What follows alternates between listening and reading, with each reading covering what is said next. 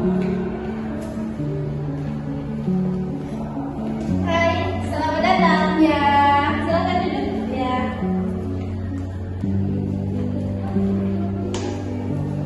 Gimana kabarnya hari ini? Alhamdulillah baik. Perjalanannya tadi gimana? Alhamdulillah lancar-lancar walaupun macet sedikit. Oh iya, ya. Sekarang kita udah bisa bertemu pada sesi konseling. Iya. Oke, dengan Siti Nadiza Samina, benar? Iya. Oh iya, nama panggilannya siapa?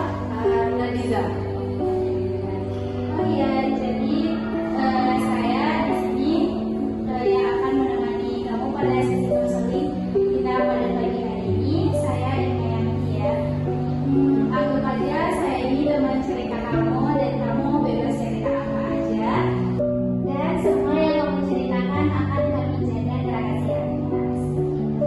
Oke, jadi di sini saya lihat keluhan utama kamu adalah kecenderungan merusak kesuksesan dan hubungan baikmu sendiri ya. Bisakah kamu menceritakan insiden yang paling membuat kamu terganggu? Baru 2 minggu yang lalu saya mengajukan pengunduran diri dari pekerjaan saya.